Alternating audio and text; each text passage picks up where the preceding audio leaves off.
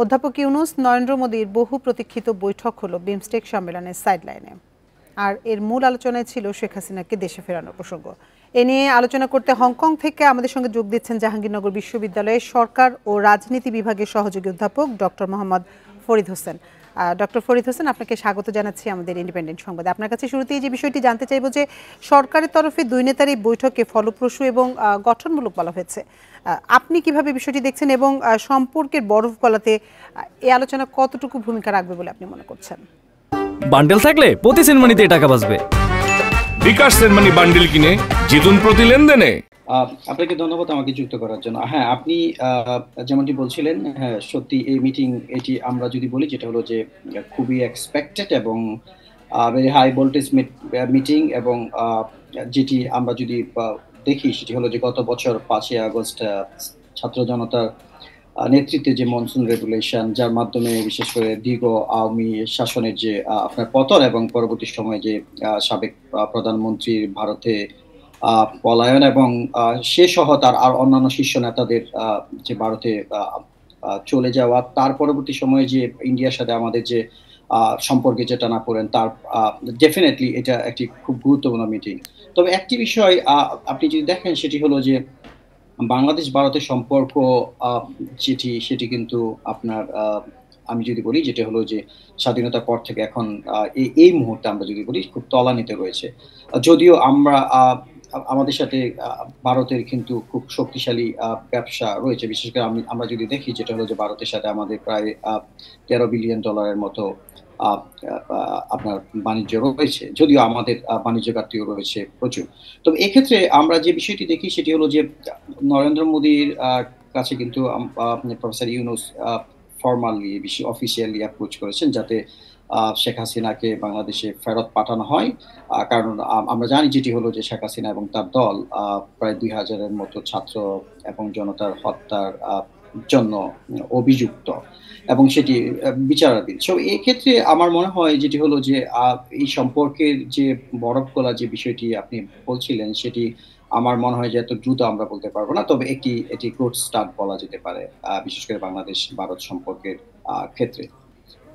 আরেকটি বিষয় আমি বলবো সেটি হলো যে আমি জানি না যেটি হলো যে আমাদের মাননীয় চিফ অ্যাডভাইজার প্রফেসর ইউনূস সাহেব এই বিষয়টি আলোচনা করেছে কিনা, যে বাংলাদেশে বিশেষ করে ছাত্র জনতার অভ্যুত্থানের পরবর্তী সময় থেকে বিশেষ করে ইন্ডিয়ার মেইন স্ট্রিম মিডিয়া থেকে শুরু করে তাদের যে আঞ্চলিক মিডিয়া, সেই সব জায়গা থেকে এনটি বাংলাদেশে যে আপনার প্রপাগান্ডা, বিশেষ করে সংখ্যালঘুদের নির্যাতন, সেই বিষয়টি কিন্তু ফলাও করে প্রচার করা হচ্ছে। আমি মনে করি যে ইন্ডিয়াতে এনটি বাংলাদেশের সেন্টিমেন্ট র্যাপিডলি গ্রো করছে, বাংলাদেশেও ঠিক সেম যে এনটি ইন্ডিয়ান সেন্টিমেন্ট গ্রো করছে, এটা বিকজ অফ দ্য মিডিয়া। বিশেষ করে আমাদের বাংলাদেশেও যে এনটি ইন্ডিয়ান বিশেষ করে প্রোপাগান্ডা হয় না সামাজিক গণমাধ্যমে, সেটি বলা যাবে না, কিন্তু তার চেয়ে অনেক অনেক বেশি কিন্তু ইন্ডিয়াতে হয়। এই বিষয়টি কিন্তু আমার মনে হয় যেটা হলো যে আমাদের সরকারকে আনুষ্ঠানিকভাবে ইন্ডিয়াকে বলা, যেটা হলো যে বাংলাদেশ বিরোধী প্রচুর সেন্সিটিভ বিষয়ে বিশেষ করে প্রচারণা হচ্ছে, বিশেষ করে সংখ্যালঘুদের। আর বাংলাদেশে বসবাসরত সংখ্যালঘুদেরও উচিত, বিশেষ করে সেটা সে যে ধর্মের হোক না কেন, যে বর্ণের হোক না কেন, তাদেরকে উচিত যেটা হলো যে তাদেরকে কথা বলা যে তারা কতটা নিরাপদে রয়েছেন বাংলাদেশে বা তারা কি কি সমস্যার সম্মুখীন হচ্ছে। জি, ডক্টর ফরিদ হোসেন, যেমনটি বলছিলেন যে প্রধানমন্ত্রী নরেন্দ্র মোদীর কাছে শেখ হাসিনাকে দেশে ফেরানোর বিষয়ে কথা হয়েছে, যেমনটি আপনি বলছিলেন, তো আসলে এতে তাকে ফেরানোর পথ আসলে কতটা সুগম হবে বলে আপনি মনে করছেন? আমার মনে হয় যেটা হলো যে এই বিষয় নিয়ে হয়তো বা ইন্ডিয়ার সরকারের বিভিন্ন পর্যায়ে আরো বিস্তারিত আলোচনা হবে। তবে এই মুহূর্তে আমার মনে হয় না, বিশেষ করে আপনি দেখেন যেটি হলো যে প্রায় 20 মিনিটসের একটা মিটিং ছিল। সো এই মিটিং এ এত ডিটেলস কথা বলার আমার মনে হয় না যে দুনাতার এই সুযোগ হয়েছিল কিনা। বিশেষ করে এটি একটি বড় ইস্যু, শেখ হাসিনাকে ফেরত পাঠানো হবে কিনা, বা শেখ হাসিনাকে ফেরত পাঠালে কিভাবে পাঠাবে। তো এই বিষয়ে আমার মনে হয় যেটি হলো যে ফার্দার আলোচনার দরকার রয়েছে, এবং পরবর্তী সময়ে যদি সরকারের, বিশেষ করে দুই দেশের সরকারের মধ্যকার আলোচনা হয়, সেই বিষয়টি আরো স্পষ্ট হবে। আমার মনে হয় যে এই বিষয়টি আমাদের বিশেষ করে প্রেস সেক্রেটারি কিন্তু উনি স্পষ্ট করেননি। উনি যেটি বলেছেন যেটি হলো যে মিটিং ভেরি কনস্ট্রাকটিভ ছিল, প্রোডাক্টিভ এবং ফ্রুটফুল ছিল। বাট কিভাবে ছিল, সাবেক প্রধানমন্ত্রীর বিশেষ করে দেশে ফিরিয়ে আনার ব্যাপারে কিভাবে আলোচনা হয়েছে, কি বিষয়ে, সে বিষয়ে কিন্তু তিনি বিস্তারিত বলেননি। সো এই বিষয়ে আমার মনে হয় যে মন্তব্য করা খুবই কঠিন।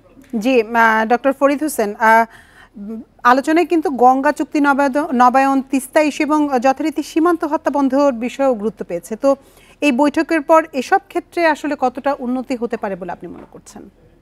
আমি যদি এক কথা বলি, আমার মনে হয় না এ বিষয়ে কোনো উন্নতি হবে। কারণ এটি নতুন কোনো এজেন্ডা না। বাংলাদেশের সাথে যতবারই বিশেষ করে ইন্ডিয়ান সরকারের হাই ভোল্টেজ মিটিং হয়, প্রত্যেক মিটিং এ আমাদের এগুলো নিয়মিত এজেন্ডা।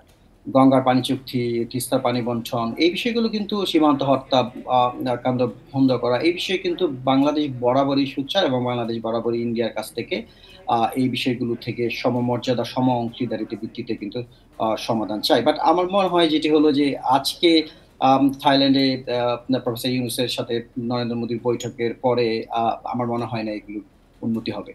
বাট এই বিষয়ে আলোচনা শুরু হয়েছে। বিশেষ করে আমরা বলতে পারি যে অন্তর্বর্তীকালীন সরকারের সাথে ইন্ডিয়ার যে আনসলভড যে ডিপ্লোম্যাটিক যে ইস্যুস গুলো রয়েছে, বিশেষ করে বাংলাদেশের সাথে ইন্ডিয়ার বা ইন্ডিয়ার সাথে বাংলাদেশের, সেই বিষয়গুলোর আলোচনা শুরু হয়েছে। তবে এটার এখনই যে ইমিডিয়েট কোনো আউটপুটস বা আউটকামস আমরা আশা করতে পারি না বলে মনে হয়। কারণ এগুলো হিস্টোরিক প্রবলেমস। আপনি যদি দেখেন যেটি হলো যে যুগের পর যুগ এগুলো চলে আসছে। ইভেন পূর্ববর্তী সরকার এই বিষয়ে কিন্তু তো আমরা যদি বলি যে সফলতার মুখ দেখতে পায়নি, বা তাদের সময় এই বিষয়গুলো, আমি যদি বলি যে আমাদের এই ডিপ্লোম্যাটিক অ্যাচিভমেন্ট গুলো হয়নি। সো এই সরকার কিভাবে করবে সেটি সবেমাত্র আলোচনা শুরু হয়েছে, বাট সেজন্য আমাদেরকে আরেকটু অপেক্ষা করতে হবে আমার মনে হয়। জি, ডক্টর ফরিদ হোসেন, আপনাকে অসংখ্য ধন্যবাদ আমাদের সাথে যোগ দেওয়ার জন্য।